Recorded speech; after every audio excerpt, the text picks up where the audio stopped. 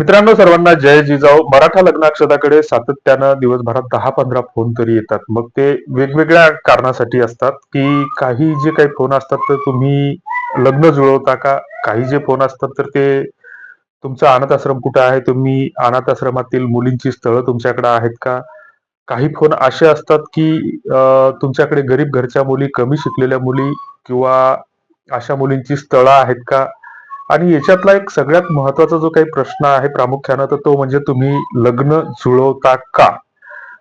आता लग्न जुळवता का, तर या प्रश्नाचं उत्तर नेमकं आम्हाला सांगता येणार नाही. परंतु जे काही एक दोन घटक असतात समाजामध्ये लग्न जुळवणारे, तर त्याच्यामध्ये प्रामुख्यानं जे काही नाव घेतलं जातं, तर तो असतो एक मध्यस्थी, ज्याला आपण मधात्री म्हणतो.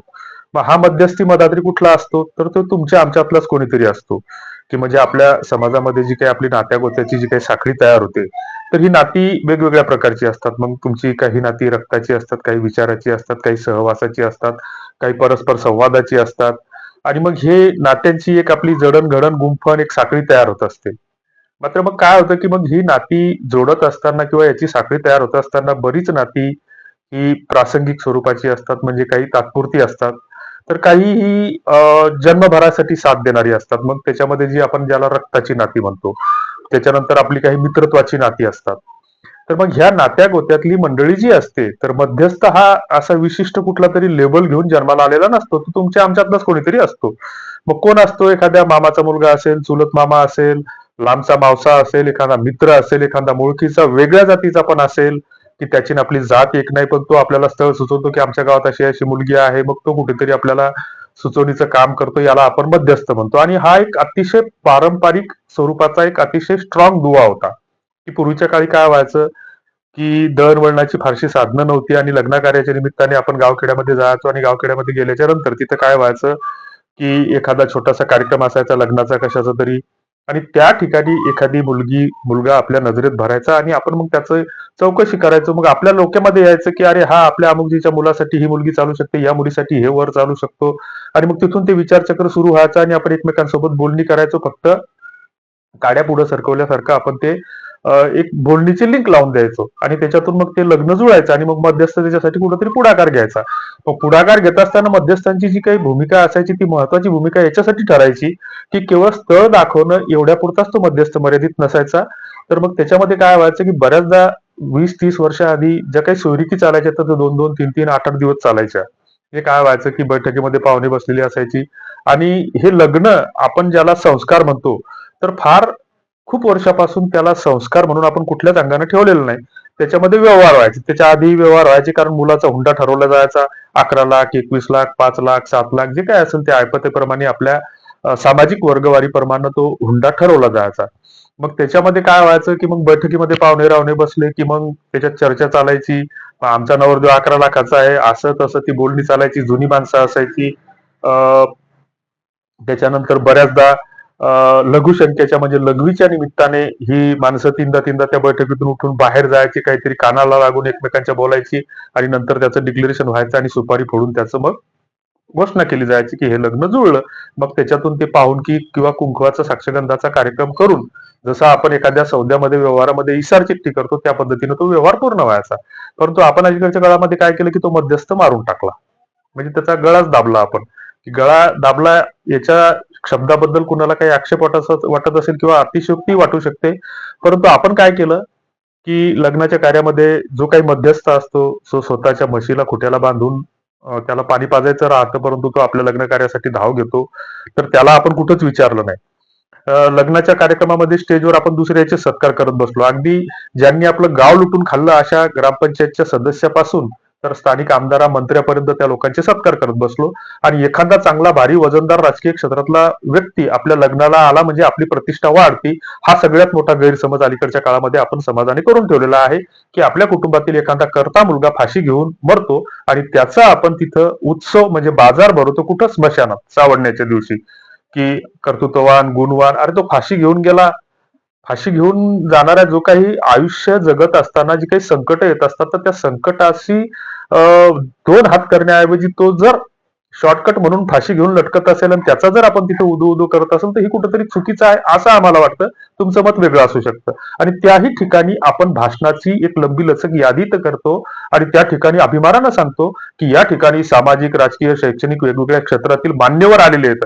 म्हणजे ती मान्यवरांची जागा असते का स्मशानभूमी, हेही आपण कधी त्या गोष्टीवर विचार करत नाही.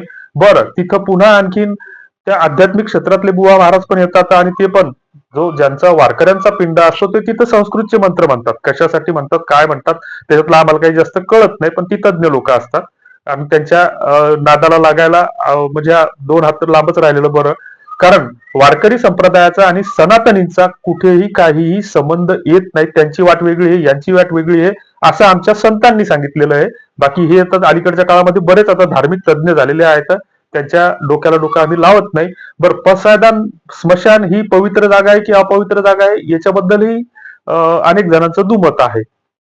दुसरीकडे तिथं ते पसायदान नेमकं जे ज्ञानेश्वरांनी मागितलेलं आहे की ज्ञानेश्वरी पूर्ण लिहिल्याच्या नंतर जगाच्या कल्याणासाठी पसायदान मागितलं, तिथं स्मशानात ते कशासाठी म्हणायचं, काय म्हणायचं? मग त्याची कुठलंही आम्ही बऱ्याच महाराजांना विचारलं, पण त्यांना त्यांचं स्पष्टीकरण ते पसायदानाचा अर्थ सांगत बसले, परंतु त्याचं स्पष्टीकरण त्यांना आमच्या मनाला पटेल असं देता नाही आलं. असं तो वेगळा विषय आहे, त्याच्याशी आपल्याला काही घेणं देणं नाही. आणि मग हा मध्यस्थ आपण कुठेतरी काय केलं की मग त्याला लग्न कार्यात कुठंच विचारलं नाही. लग्न झालं की तो मध्यस्थ कुठेतरी बाजूला पडला. फक्त पहिल्या दिवाळीपर्यंत येईपर्यंत मध्यस्थाच्या घरी चहा पाणी घ्यायला बोलवलं जातं आणि त्याच्यानंतर मग त्याचा विसर पडतो. आणि मग ज्यावेळेस 2 वर्षानं तो पोरगा दारू प्यायला शिकला, ती पोरगी भानकुदळ निघाली की मग या जे काही केलं ते या मध्यस्थानच केलं असे आपण त्याच्यावर खापरं पडू लागलो. म्हणून त्याच्या मधात आता कोणी भानगडीत घुसायला तयार नाही. मग आता दुसरं कोण आहे याच्यासाठी लग्न जुळवण्यासाठी? उरल्या कोण? आमच्यासारख्या विवाह संस्था. पैसे घेतल्याशिवाय हे काही करत नाही. पण विवाह संस्थाचा रोल काय आहे की फक्त बायोडाटा, खरे खोटे, डुप्लिकेट, ओरिजिनल बरेच जण व्हेरीफाय करतील असं नाही. आणि व्हेरीफाय करणं ही काही साधी सरळ सोपी गोष्ट नसती. आणि मग ही अशी बायोडाटाची तिथं जत्रा भरवायची आणि त्या जत्रेमध्ये इकडचे तिकडे तिकडचे इकडे फॉरवर्ड करायचे, तिथून निघत काहीच नाही. म्हणजे जसं यात्रेमध्ये काही वर्षापूर्वी तमाशा मंडळं असायची, ती तमाशा मंडळं फुकट असायची. आणि मग आमच्यासारखी जी काही फुकटी लोक असायची तर ती काय करायची की या तमाशात जरसक, त्या तमाशात जरसक, त्या तमाशात जरसक, शेवटपर्यंत कुठलाच तमाशा पाहायचा नाही. तसं आपलं झालेलं आहे सध्या की व्हॉट्सअपचे ग्रुप, सकाळी एका ग्रुपवर येते, दुपारी दुसऱ्या ग्रुपवर दिसते, संध्याकाळी तिसऱ्या ग्रुपवर जाते, रात्री 10 वाजता लगेच लेफ्ट होऊन जाते. आणि मग एखादा हुकून चुकून बायोडाटा आला तर हे चालेल का, ते चालेल का, ही अपेक्षा काय, ती अपेक्षा काय, असे 5 प्रश्न आपण विचारतो. म्हणजे सामाजिक सभ्यता नावाचा कुठलाच आपण जो काही आपल्यामध्ये हे असतं तो ते काहीच ठेवलं नाही त्याच्यापैकी. बरं, या विवाह संस्थेचा रोलही थोडा बाजूला पडला. मग उरले कोण आता? दलाल. मग आता मला जर फोन येत असेल की तुम्ही लग्न जुळवता का, बरं मी लग्न जुळवता का, हो जर म्हटलं तुम्ही कशासाठी लग्न जुळवायचं? कारण तुम्ही माझ्या ओळखीचे नाही. तुम्ही कुठले? सोलापूर, कोल्हापूर, मुंबईकडचे, मी कुठला? विदर्भातला. मग मी तुमच्यासाठी कशाला स्थळ सुचू? हा एक प्लॅटफॉर्म आम्ही उपलब्ध करून दिला, तो प्लॅटफॉर्म समजून घ्या ना. विवाह संस्थेचं काम काय असतं की एखादं जसं बस स्टँड असतं मोठ्याच्या मोठं, आणि त्या बस स्टँडवर वेगवेगळ्या गाड्या येतात. मग त्याच्यातली आपण आपली गाडी शोधायची आणि त्यात बसून चाललं जायचं. ते कंट्रोलर थोडी अनाऊन्स करणार, थोडी तुम्हाला गाडीत बसून देणार आहे. तसं हे लग्नाचं हे एक प्लॅटफॉर्म आहे की जर समजा लग्न जुळत असताना मी जर लोणार तालुक्यातील असेल, बुलढाणा जिल्ह्यातील असेल, आणि माझ्या शेजारी वाशिम जिल्हा आहे, त्याच्या बाजूने जालना जिल्हा आहे, त्याच्या बाजूने हिंगोली जिल्हा आहे. आता एक 4 जिल्ह्याच्या सीमेवरती लोणार तालुका आहे, जे सरोवराचं गाव आहे ते. तर इथं जर एखादा मी त्या तालुक्यातला असेल आणि एखादं मंठा तालुक्यातलं एखादं स्थळ येत असेल त्या ग्रुपवर किंवा त्या विवाह संस्थेकडे, तर मी काय करेल की मंठ्याला माझा कोणीतरी मित्र असतो, शेनगावला माझा कोणीतरी मित्र असतो किंवा नातेवाईक असतो, किंवा इकडे रिसोड तालुक्यामध्ये वाशिम जिल्ह्यातील कोणीतरी मित्र नातेवाईक असतो. मग मी त्याला फोन लावेल की यार दादा, ते असं असं तुमच्या गावाच्या शेजारी एक आखणी नावाचं गाव आहे, तर त्या गावातली एक मुलगी पाहिली होती यार. ते म्हटलं की मला माझा तिकडे काही संबंध नाही, पण तिथं माझा एक मित्र आहे, त्या मित्राला मी फोन लावून बघतो. मग तो मित्र त्याच्याशी फोन करेल, असं तसं ही एक परिपूर्ण अशी साखळी तयार होईल. आता दलाल म्हणून जर मला काम करायचं तर मला कोणाकडून तरी 5-10 हजार रुपये घ्यावे लागतील. मग आता 10,000 रुपये जर मी कोणाकडून दलाली घेतली आणि उद्या एखाद्याची सोयरीक जुळून दिली, ती पोरगी रातच्याच दागिने घेऊन पळून गेली, तर मी फुकटच जेलात जाईल ना. म्हणजे माझी समाजामध्ये जी काही प्रतिष्ठा आहे किंवा जी काही माझी इज्जत आहे, घरावर जरी पत्र असले तरी आमची समाजामध्ये इज्जत आहे की हे एक इमानदार प्रामाणिक माणूस आहे, असं बऱ्याच जणाला वाटतं. वास्तवामध्ये काय आहे ते कोणालाच माहित नसतं. परंतु प्रत्येकाला असं वाटतं की आपण कुठेतरी आपल्या परीने शहाणे आहोत, तशी त्या शहाण्यापैकी आम्ही आहोत असं समजायला हरकत नसावी. आणि मग अशा गोष्टी ह्या करायच्या कशासाठी? तर मित्रांनो, लग्न जुळवता का? तुमच्याकडे गरीब घरच्या मुली आहेत का? कमी शिकलेली स्थळं आहेत का? हे सगळे पानचटपणे येतात. आम्ही जे काही 8-9 उपाय सांगितलेले आहेत ते अतिशय प्रभावी उपाय आहेत आणि त्याच्यातून हमखास लग्न जुळतात. त्याचा व्हिडिओ आम्ही वेगळा खाली डिस्क्रिप्शन बॉक्समध्ये देतो आहोत. ते 9 उपाय कोणते आहेत त्याच्यावर अंमल करा आणि हमखास गॅरंटीनं लग्न जुळवा. नाही जुळले तर आमच्या इथं कच्ची घागर घेऊन या. तुमच्या इथं 8 दिवस आम्ही पाणी भरू त्या कच्च्या घागरीनं, जर त्याच्यातून लग्न जुळत नसेल तर. बाकीच्या ह्या गोष्टी भ्रम सोडून टाका, डिपेंडंट बनणं सोडून टाका आणि काय आहे तर तुमच्या सूचना फीडबॅक त्या कमेंट बॉक्समध्ये लिहा. धन्यवाद. जय